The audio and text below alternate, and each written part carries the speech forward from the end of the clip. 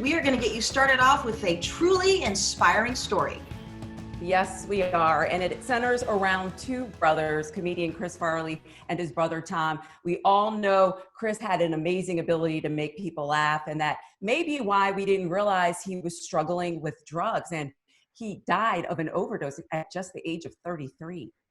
Yeah, Denny, it's so unfortunate. He was so young and so talented. Few people were closer to Chris than his brother Tom. And now Tom is taking his personal heartbreak to the front line in an inspiring fight to save other addicts. Tom, how are you? I'm doing great. You know, as far as anyone in Wisconsin can be. Yeah, I'm doing all right. Awesome. So I want to jump right into this. This is so alarming. Let's say there is a family member that you may think have a problem. How do you address it? Do you have a conversation? Do you have an intervention? Do you bring in a specialist? That's something I wish we as a family, as a first responder for Chris, I really had I didn't know anything about it. And I think one of the biggest problems was that, I think with a lot of families, a lot of first responders is, you have this feeling like, do I have to address my problems too?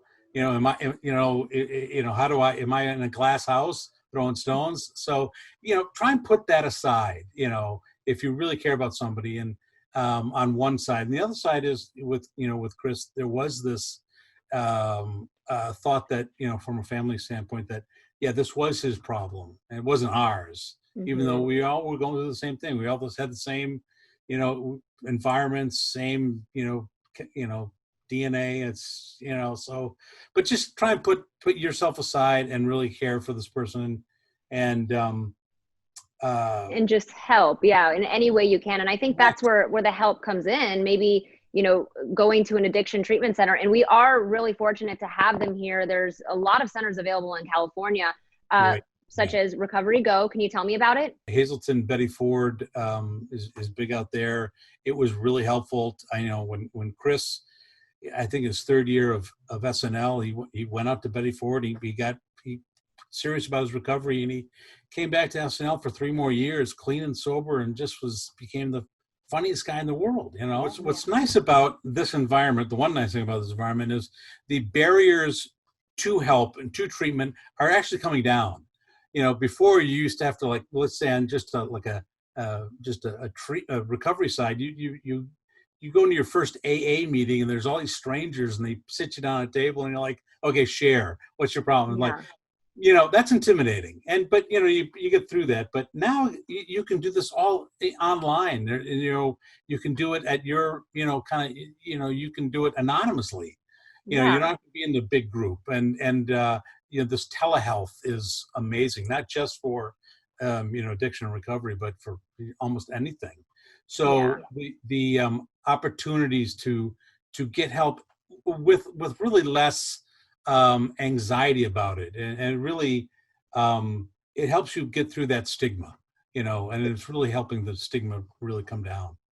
So for someone watching this, maybe thinking, you know what, maybe I do have a problem, what should they do? Look into, Recovery Go, as I said, is that telehealth. They've got all these resources. You can log in and connect with a professional, like, right away, on your terms. It's really, you're in the driver's seat. Why are we drinking so much more? Well, I mean, anytime the stress comes in, I mean, we've seen this historically after like 9/11, hurricanes, Sandy and those things. It just, that's what it is. We have more stress. This is different, though. This is, almost, notched up, because you've got isolation. You've got the stress of a pandemic. You probably have job loss, or certainly job disruption, or just change in routine. I mean, it's just like a perfect storm of things that professionals and people look out for as a warning sign. They're all here. Yeah, and you talk about warning signs. What are some of the warning signs that we could see within a family member should this actually become a problem? Well, whether it's your whether people are seeing it, or if you're just seeing it for yourself, things like obviously drinking more, drinking at different times. Now that we don't have traditional, go to work at 9, leave it at Right. 5, you're home and the liquor cabinets are in the next room.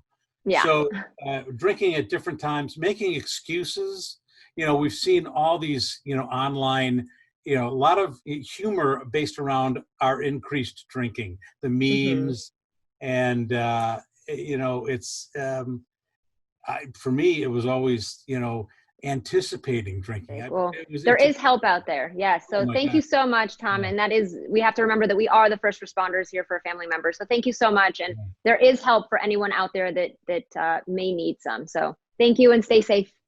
Yeah, you too. Thanks so much.